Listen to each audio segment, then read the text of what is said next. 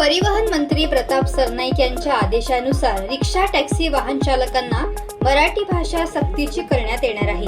या संदर्भात प्रादेशिक परिवहन मंडळाने आता अमराठी रिक्षा चालकांसाठी मराठी भाषा शिकण्याचे सराव वर्ग सुरू केले आहेत। ठाणे शहरात 11 ठिकाणी हे नवीन प्रशिक्षण वर्ग सुरू केले गेले आहेत।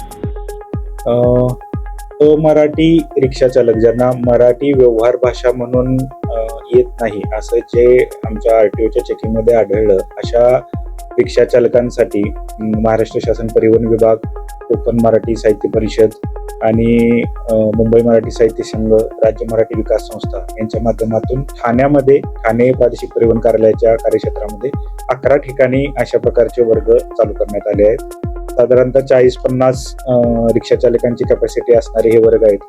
4 दिवसासाठी हे वर्ग असतील।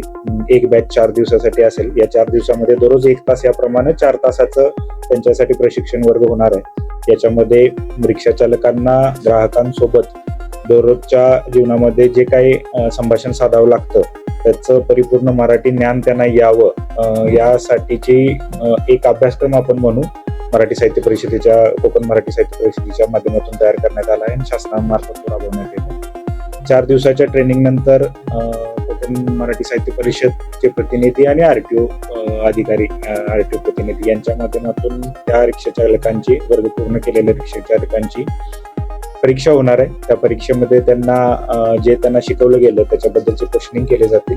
जे समाधानकारक उत्तरे देतील त्यांना शासनातर्फे एक प्रमाणपत्र जारी केलं जाणार आहे। हे प्रमाणपत्र याचा पुरावा असेल की त्यांनी हे वर्ग पूर्ण केलेले आहेत आणि ते आता व्यवहारी मराठी बोलू शकतात। तर हे प्रमाणपत्र त्यांच्याकडे नाही होत, हे या वर्गामध्ये बसताना त्यांच्यासाठी काय काय केलं?